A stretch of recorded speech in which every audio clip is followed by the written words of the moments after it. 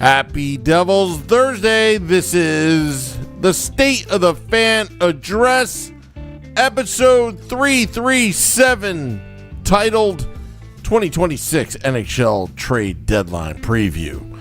I'm your host, Sam Wu, here with PucksandPitchforks.com's editor-in-chief, Nick Villano, as we're streaming live on Facebook Live, YouTube Live, X Live, Twitch, and now on Instagram Live on the Let's Go Devils Network, coming live from the Primetime Radio Studios, both North and South Jersey, covering the Garden State. Big things happening. Nick, I was able to get my phone to work in the last 2 seconds. My mag battery, is charging my phone because I guess that connector doesn't work anymore. Yeah, it happens. Nice backup. Yes. Yeah. You always need a backup. Hey, listen, it's one of the biggest days. It's one of the biggest days of the year for the C word that you hate. Coverage? It's one of the biggest days of the year. Yeah, there you go. It's one of the biggest days for coverage. That's a good one. Coverage is good. See, you know what I'm trying to say? It's just a lazy way of using that C word when you can, if you use your brain, there's beautiful words out there that you can use. You don't like a catch-all. I appreciate that about you. Oh, thank you. But here's the thing. I'm like, wait, did I forget one? They haven't made a trade this week, right? Am I stupid? No, I don't think.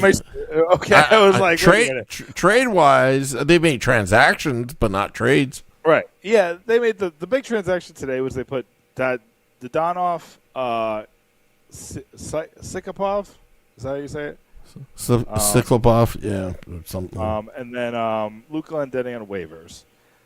I think the point of that, I don't think all of them are going to be gone. I think there's a couple of things. It's if someone claims them off waivers, well. Oh, well. Which is crazy about Dadonov. I thought that they could get, at least a fifth-round pick, right? Or a fourth or fifth-round pick for him, but apparently they can't. Sikapov, they just traded. But, again, I think they're going to buy out his contract in the offseason anyway. He was kind of the guy to make the contracts work in the Andre Palat trade, for those who don't remember. And Sikapov and Dadonov have 0 points this year combined. Now, it's only I think they have combined 26 games, but 0 points is 0 points. That's crazy. And then Glendening obviously just wasn't the guy after a month. They were forced to play him there because they didn't have any other centers and they had so many injuries. But, he did what he could, but he couldn't do enough. And now he's on waivers. Now, again, I don't know if they pass through waivers, which I think Sikapov will for sure. I don't think anybody's taking on that contract for free. And then I think Glendening has a good chance. I think there's a chance Dadonov pass through too, just because it's trade deadline day and people aren't trying to make those types of moves right there. But he's such an easy contract, $1 million of incentives. I think somebody might take a chance. He might go back to Dallas. Dallas might take him back on because they're looking to add. But I'm going to tell you, Sam, I'm worried, officially. I'm worried for 3 reasons. The biggest reason I'm worried, Sam, is because we did this 3 years in a row now, where we waited, and we waited, and we waited, and we waited, and we waited, and then trade deadline day he tries to do everything, and everything's disappointing. Everything's underwhelming. Now, to be fair, 2 years in a row on trade deadline day, he did 2 transactions that looked weird at first and worked out. Last year he did Cody Glass. The year before he did Jake Allen. But those aren't needle-moving moves, right? They're fine. They fill in very important pieces on this team, but not enough to get this team over the top. They're just additions. 2 years ago, he waited too long, and he got an underwhelming return for Toffoli. And to turn Toffoli, who was essential to this team and so important for Jack Hughes. But they haven't been able to replace him since. To take him and then to turn him into basically Jake Allen, it's like kind of like what they got in the Foley trade. You got Jake Allen. It's fine, but it's a backup goalie. He's a true backup. You just played Jacob Markstrom in a back-to-back, and Markstrom's been better. I got to give him credit. We're not going to talk a lot of actual hockey. The Devils have won 3 in a row. Jake Markstrom just did a back-to-back and won both games. Played well last night. He let in what? The one goal was bad. The first goal, right? It was bad, but I'm trying to remember the other two off the top of my head. I feel like he let in one bad goal. One mad goal, and then one I don't think he had a real chance with. But, I mean, he's been fine. He's got like a 9-15 save percentage over the past 3 months, I think, or 2 months, something like that. Since that terrible December, he's been good. So I got to give credit to Markstrom. But when it comes to the trade rumors, Sam, I don't like what I'm hearing. I think Fitzgerald is focused on trading a defenseman, which I don't want to focus on anything. I want him to let every deal come to him. I think everybody should be on the table. And listen, nobody's going to offer you enough to trade Hughes or Nico Hischier or even Brad or Meyer. But they might. I would say everything's on the table. Come with your best and biggest. Every single person come with your best and biggest for whoever you want. But it sounds like Cody Glass is off the table. I know people are happy about that, but like, if somebody's going to give you a first-round pick for Cody Glass and you could turn them into something even better in the offseason, I don't know, man. I'm listening. People are coming. You know, you don't hear anything about Paul Cotter. You don't hear anything about Dawson Mercer. It just sounds like that these forwards are off the table, and he's focused on getting a forward. And then here's what the thing that really I don't like, Sam, is that Fitzgerald is trying to make a hockey trade. And I just think we're past that. Just make the trade that makes the most sense. Get the most value. If it's picks and prospects, fantastic. Get the best picks and prospects you can. If it's a hockey trade and you want to trade for Kyrou or you want to trade for another one of these guys on other teams that you think make more sense, fine. But when I'm hearing hockey trades, it tells me you're going to trade Nemec for something lower value than what Nemec is. Or you're going to lose the Dougie Hamilton trade pretty precisely. Or, when I look at like Siegenthaler and Kovacevic, I'm just not. I think both are good players, but I think having them both on the team is hurting the team. I don't want to trade both of them. I'd rather trade Kovacevic because Siegenthaler is just a guy who's just been one good year or one great year, one bad year. One great year, one bad year. We're on the bad year, so I think next year is going to be a great year. But I think having both of them on the team is really stunted the offensive ability of the defense, which is what's really hurt this team the last 2 years. And then, Keefe's system hasn't helped. But when I hear you want to make a hockey trade, it just sounds like you're going to trade Nemec for like a Braden Shen or something terrible. Like I'm trying not to get doom and gloom, but and then Nemec switched agents today. So he's not happy with the situation at hand. And honestly, like, it just, the Nemec situation reminds me of like a poor man's version of the Alex Holt situation. Like just a mismanaged prospect, really highly touted at a position of luxury, right? You didn't need Holtz and Nemec to turn into superstars like you needed Hischier and Hughes to. But just because they're luxuries doesn't mean you can treat them ineptly. I don't know. I feel like we're going down a bad path with Nemec, and I don't love it. But let's see. If you can get here's the thing.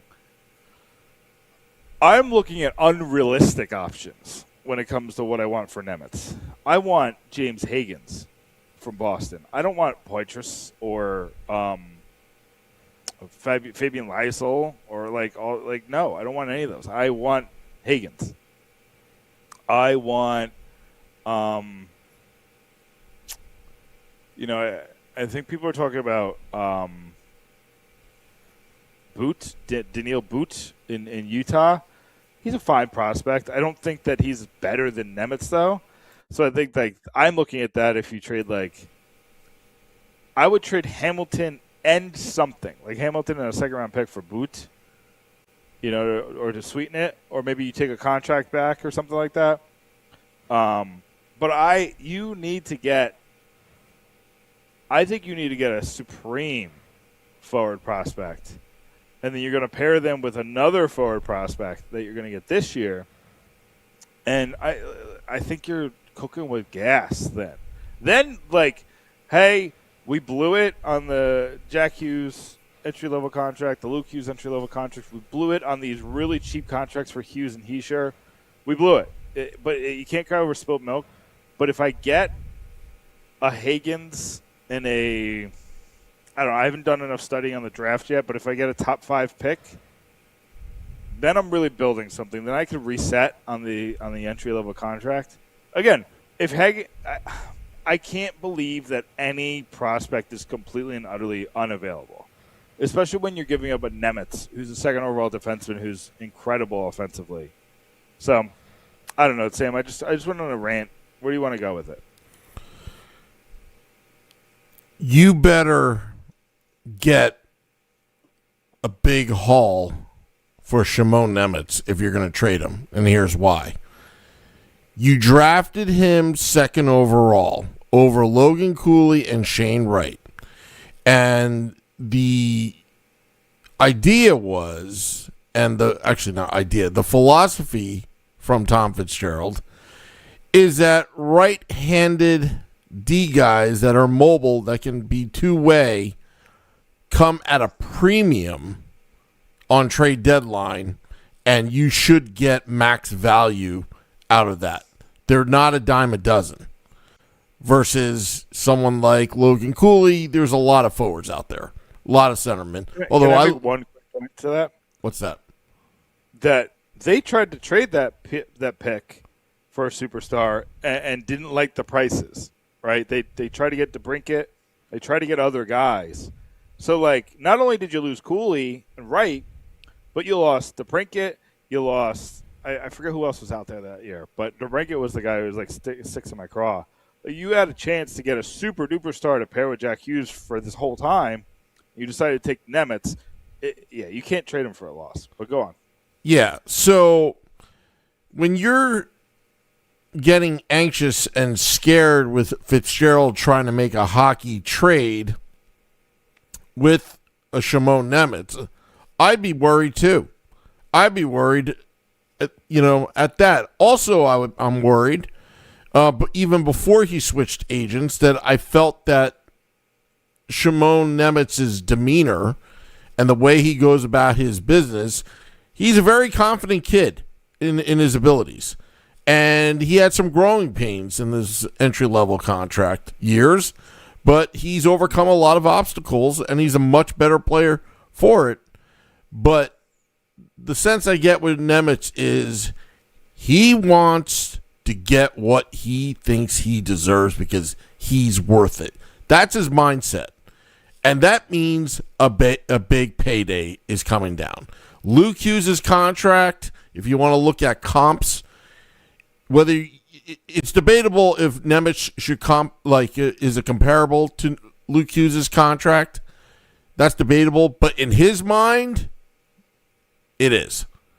And he wants that $9 million plus year in his first out of that entry level contract. And right now, unless it's the right deal with Nemec, I say you don't move him. But at the same time, if he's going to be difficult in free agency, his first year as a restricted free agent, you could play that card and trade him in after during the off season at that point. But do not trade him just for the sake of trading. I completely agree with you. There's certain players you do that, but with Simone Nemec, you drafted him second overall for this purpose. because the value of that right-handed mobile defenseman comes at a premium. It always has been, especially on trade deadline. Yeah, here's the thing is that, and you're making all great points, and I want to add to that. That's also why you took Celia, right? Because you thought a guy who could skate like that, who's that tall, is a unicorn. A right-handed defenseman with that much offensive upside is a premium. Like, if he turns into late career Erik Karlsson for his whole career, fine. You can work around that. The Penguins have, the Senators did, and he's a guy who can do stupid things with the puck on his stick, and it's not even with the puck on his stick. Here's the difference between Luke Hughes and Simone Nemec. It's like the biggest so far. Is what Luke Hughes does, or what Simone Nemec does when the puck is not on his stick in the offensive zone, is he gets to a scoring area all the time. And the team has finally figured out how to play with him. I don't know if you noticed that, Sam. It's an underrated thing that I've noticed after the Olympic break. I don't know if people were watching tape of him playing with Slovakia and seeing how valuable he was there, but he gets to offensive scoring zones, and there's always a backup there now, or there's always they get the puck to a place that's not going to hurt them when he's doing this. You took all this time to figure out how to really work around his flaws and really work with his strengths. If you're gonna, but here's my issue now, Sam. So he switched agents, right? We talked about that. I think this is only happening because they heard his number, and you kind of mentioned that before. They heard what his number is.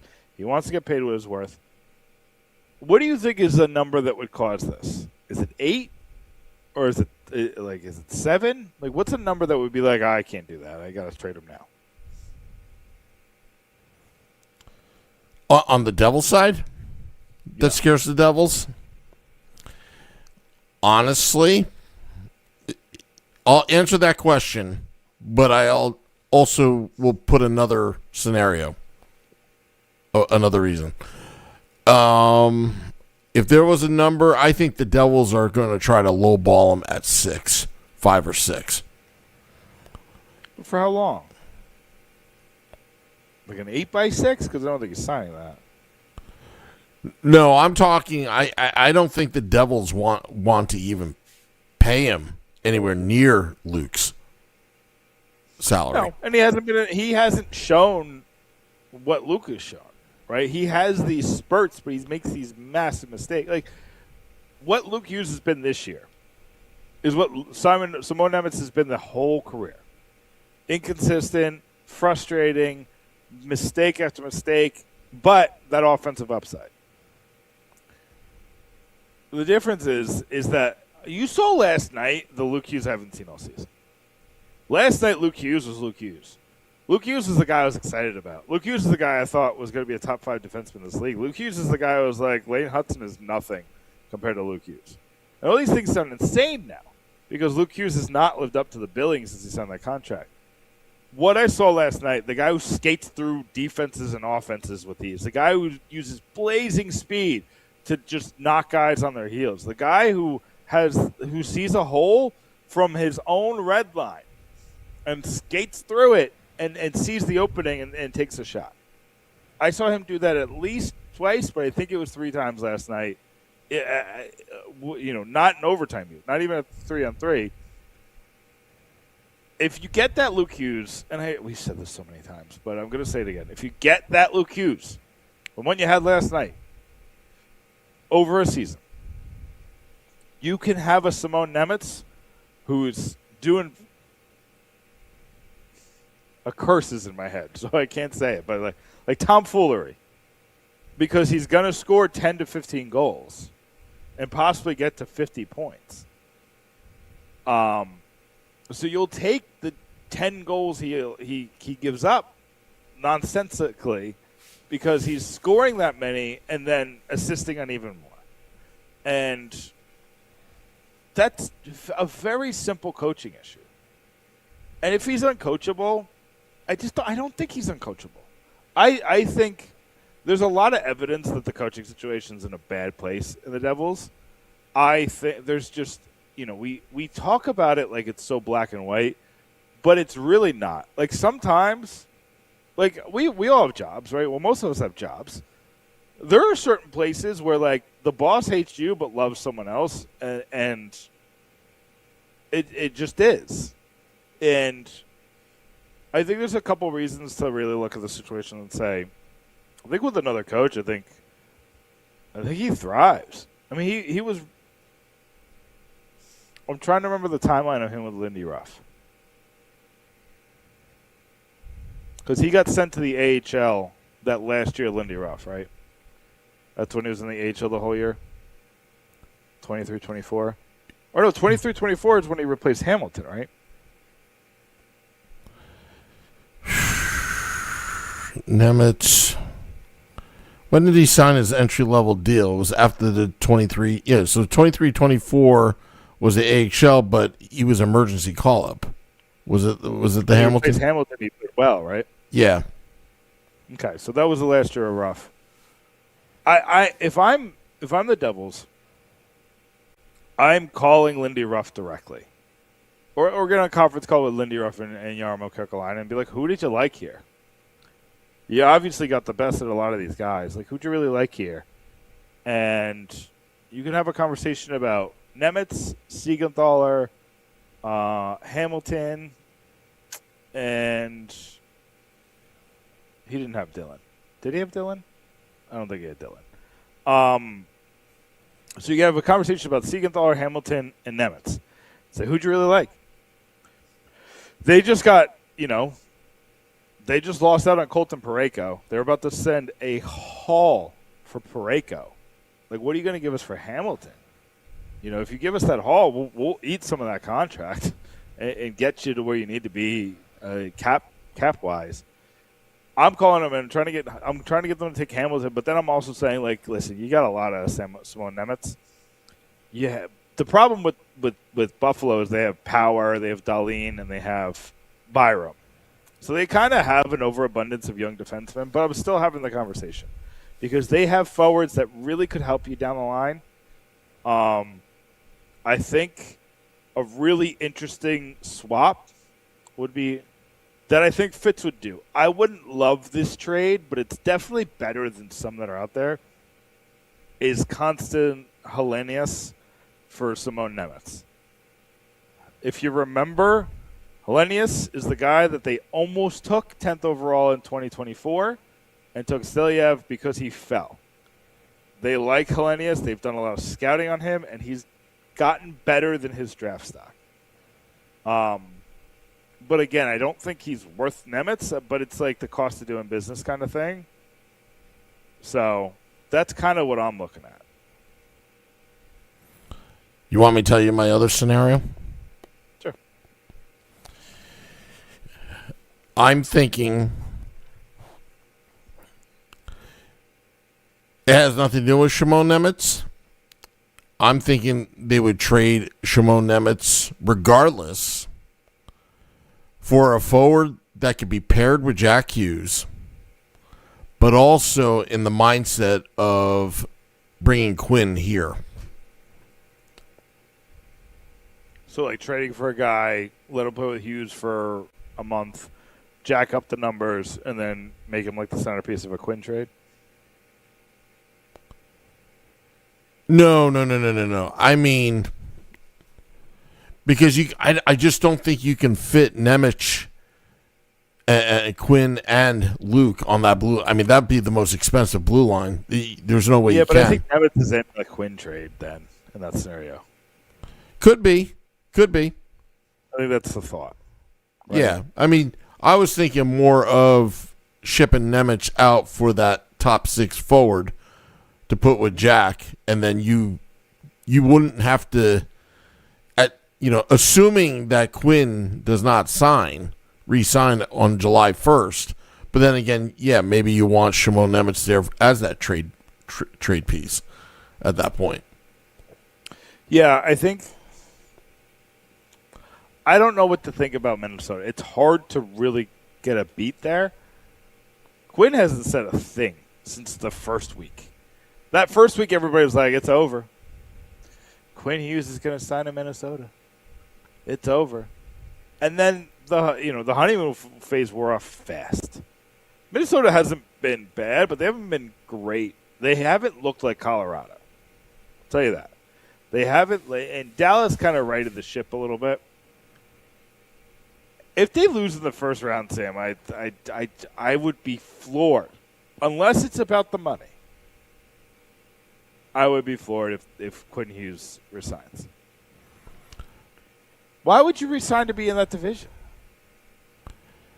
Unless he gives you and away from your family. I mean, the Hughes family loves the area, New York, New Jersey area. It's quite apparent. Yeah. So they also, how far is Minnesota from Michigan? I don't know, a few hours. Yeah. Plane ride? Yeah. I mean, listen, the big story, Sam, the biggest story impacting the Devils this year or this week, Jack Hughes and Tate McRae are official. I'm very happy for Jack. They're boyfriend girlfriend, and I think that's less appealing in Minnesota. You know what I mean?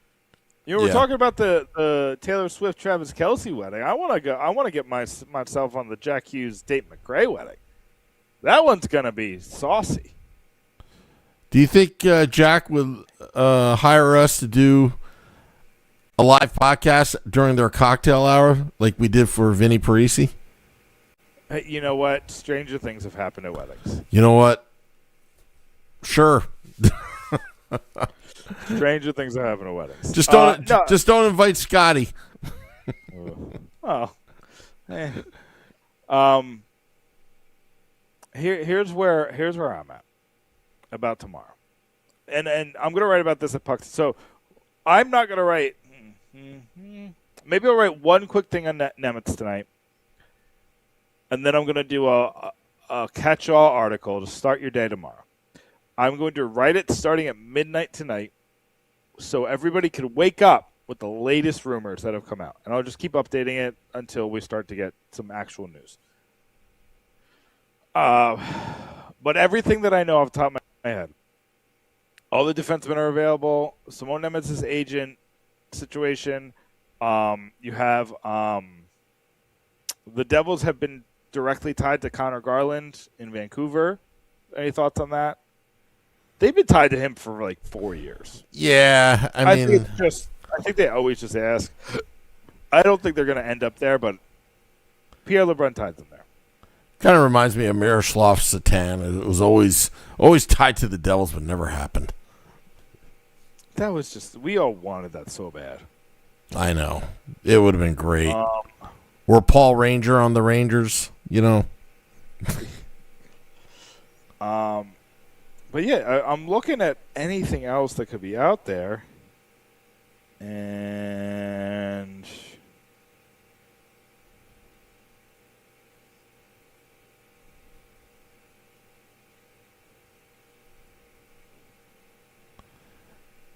you're doing research right now? I'm just looking like the Minnesota Wild have made Jesper Wallstedt available for the right price. Like, would you do Nemec for Wallstedt? Shore up the goalie position for a long time? No, I wouldn't do it. I think you need to get a top six forward, especially, and I'm not talking like a Jordan Kyrou. I want a superstar. I want something big for Jack. Because I mean, Kyrou would be perfect for Jack, but I get what you're saying. But it's Well, again, you talked about that hockey trade. Kyrou would fit nicely with Jack, but the way I'm looking at it, Nick, you're seeing what's happening across the river. The New York Rangers right now, they're obviously selling. They're trying to retool with Mike Sullivan there. They're trying to build that organization back up. I think right now, again, with this New Jersey Devils team, there's a lot of big decisions that need to be made. Nico Hischier, eventually he's going to have to re-sign at some point. The whole Quinn Hughes thing. We can debate it over and over and over and over again, but after what we saw during the Olympics, Jack and Quinn together, and it's very, very apparent that they are very close.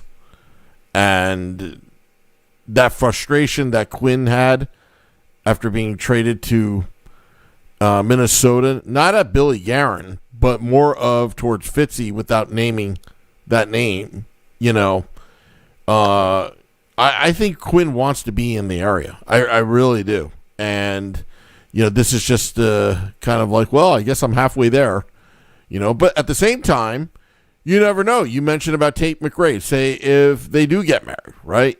Just a scenario here. Well, she's from Calgary. I don't know what her allegiance to Calgary is, but Minnesota's halfway, between New York and Calgary. I don't know. Just making it up. But, again, it's one of those things where Nemec was drafted for a reason, and, again, he could be a valuable commodity if he can keep his stock high and get something back for him. Yeah. Yeah, I'm looking through the rumors right now. I'm seeing some talk of Paul Cotter. Nothing like super confirmed. I'm seeing a little talk of them targeting AJ Greer to bring him back. I've seen a couple people say that. So I don't know, like what, I don't know. Maybe if you're, what are you giving up for that? I don't want to give up much. There's a lot of people asking questions about the Sharks. Sharks will have 2 defensemen signed next year. So that one makes a lot of sense. The Devils have a lot of guys with term. I saw some people say Matthew Nyes. Matthew Nyes is a guy I would really consider for Nemec. Even though you got to pay him, he's a really good player, and he would fit really well with Hughes. I think that's the type of player that you're looking for. I didn't think he was going to be available, but Elliot Friedman said he's available for the right price. I'm just running through real quick. I don't see anything. I see nothing on Mercer. I think Mercer must be off the table.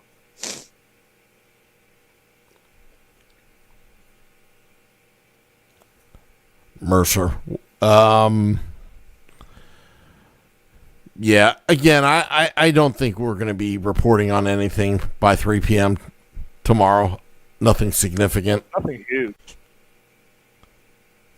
I think they're going to add more than they subtract. But I think they're all going to be because I think Fitzgerald is going to be scared off by the fact that nothing happened at the deadline last year. I think the fact he knows he's fighting for his job. He knows that if this Devils team goes 16-6 or something down the stretch, he might keep his job, even if they miss the playoffs. You know what I mean? So yeah. I think he's trying to bank on these things. Heck, Sheldon Keefe might keep his job. You know what I mean? These guys are playing for a lot. I think Sheldon Keefe is gonna. I don't think the Devils ownership. He signed a 5-year contract, right? When he signed, I don't think they want to buy out 3 years. It was a big contract. It was. I think it's 7 a year. Yeah, like that.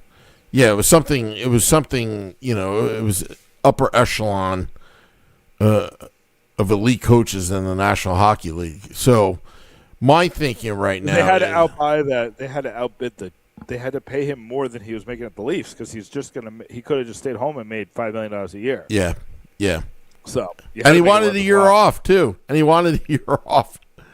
is the thing. I think Lindy Ruff took a job, so that saved the Devils money. Travis Green took a job, so let's save the Devils money. I don't think Sheldon Keefe's taking a job next year. I think he's going to chill. Yeah. I think he's going to take a break. I don't like to talk about people like this, but it's just there hasn't been a buy-in that I would have liked from a head coach. And I'm just curious as to why everybody else has bought into New Jersey so full-throatedly, like just with heavy hearts, just jumping with 2 feet into New Jersey, including Jack Hughes, who came back from the Olympics. Said how much he loved New Jersey despite this season sucking, right? Like everybody's talking like Jack Hughes is going to ask for a trade. He talked about how much he loves this state. Took a picture with the governor, and did the whole rigmarole. Like, he's the Jersey guy. So, I don't know. That's where I'm at. Sam, I think we've circled the wagon. I think they're going to add more than they subtract tomorrow. I think we're going to come on, you're going to go on, do a Wood report or whatever you're going to do, and say, wasn't a fan. I'm going to write an article that says, wasn't a fan, and we're all going to look at each other and say, well, another dollar. In my opinion, Fitzy doing nothing is probably the best thing that could ever happen right now, because assuming he could be a lame duck GM, you don't want him doing anything. Again, Devils not doing anything doesn't hurt the situation. Because right now, if you go by the odds makers, they're not making the playoffs anyway. So, but they're in the midst of, but they're in the midst of this 3-game winning streak because I just cut my hair 3-0 since then. But I've laid it out numerous times on the Morning Woo that there is a path. There is a path to make things very, very interesting with this homestand. And again, if you beat the Rangers on Saturday and you're able to figure out Detroit on Sunday, 68 points, depending upon what the best that they can do is be 5 points out of a wild card spot by end of Sunday night. That's how crazy it is. And then what are what's the media going to say then? I mean, ESPN had to tell fans, and I got texts and DMs about it 50,000 times that they're not making the playoffs. And then kudos to Craig Patrick putting it out there on X about U.S. Weekly or some tabloid, whatever, about Tate McRae and Jack Hughes that they can't wait till the season's over next month so they can spend more time together. So, like, what is that supposed to mean? So now I'm on this. You know me, Nick. My brain and my rational thinking says there's no way they're making the playoffs. But right now I'm kind of pissed off. Now I want them to make the playoffs. Well, I obviously want them to make the playoffs. I would rather them make the playoffs than get a top 5 pick. Yeah. Even if it's setting themselves up to get, flopped by Carolina, or I think Carolina would be the only one that could crush him. But anyway, let's put it this way: after the last 12 years of HBSE, we should be over this whole trying to get the first overall. Like, we need to have a winning mentality, and I want these guys to play hard to the end, whether they're going to make the playoffs or not.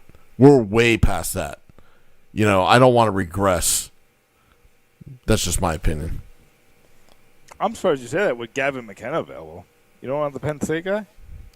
Of course I want the Penn State guy, but again, we have 12 years of this crap. We can't be in that mindset. But we're here now.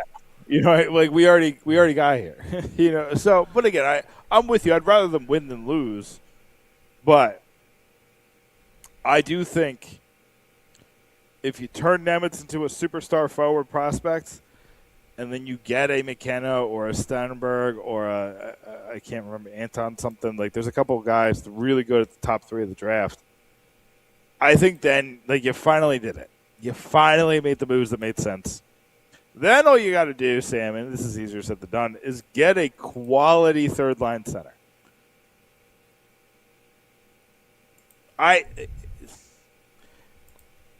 here's what I'm doing. If I'm like cojones, Tom Fitzgerald right now, like push my chips in the table, I call because apparently right now they're not calling on Nemec. I'm calling. If it's out there, all right, I'm going to call. I'm going after a superstar prospect forward. Likely at the wing. Somebody who can play with Hughes long term. Then I'm calling Seattle. Saying I can't give you Nemec. I'm not giving you the 2026 first. What's it going to cost for Shane Wright? And I say, just tell me. And if they say it's Mercer, the 27 first, and Seamus Casey,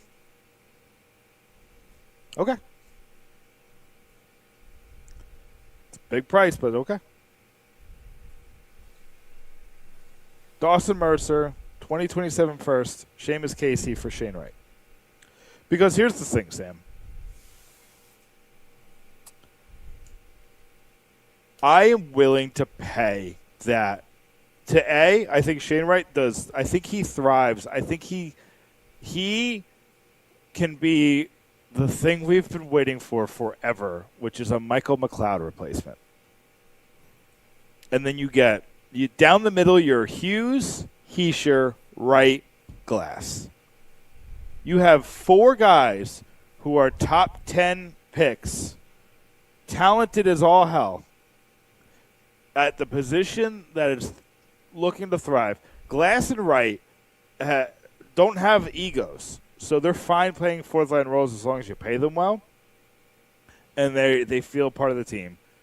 You fix the top 6 with the forward that you got in the Nemec trade, or at least like long-term. At least you fix it. Maybe you have 1 year where it's kind of iffy, but you still you can get a veteran to fill the slot until. Whether it's a Higgins, whether it's a whoever, you got it in the Nemec trade, and then you get the guy in the first round who is going to grow into that role. I think, Sam, then you have a super team budding. You just have to get the goalie, the long-term goalie, and you think you have it in Egorov. I still think he's that guy. I think that Boston University team is dog, and he's carrying them as far as he can. And you got to make sure that the defense is just solid for the rest of his. I think that's how you build a cup contender from the bad situation you're right now. That's what I would do. That is what I would do in my ideal world. I would probably trade. I would trade Kovacevic, and then I would trade Hamilton in the offseason. Because I think you'll get a lot more people. Again, we said this last time. I think after the year that Hamilton had, he's going to be more willing to kind of open the door to more teams. And I think, Sam, I think that's what you do. That's what I would do. I think that's I have hope for the first time in a while because, man, if you get it right, literally, if you get it Shane right, man, that's going to put you in such a good position. And then, Sam, you know what that also does, and I'll let you finish, and then you can finish up the podcast. Then you have Jack Hughes insurance because I think Shane Wright could be a fine second-line center. Hence, that's why I wanted Logan Cooley from the start. Yeah, for sure. Again, but he's not available. Reports say that Wright is available for the right price. It's figured out. All right. You got anything to plug? Yeah. Pucksandputtricks.com. Listen, guys. Every move tomorrow and tonight is going to get covered as soon as I possibly can. We got writers all over the place. They're going to cover the trade deadline too.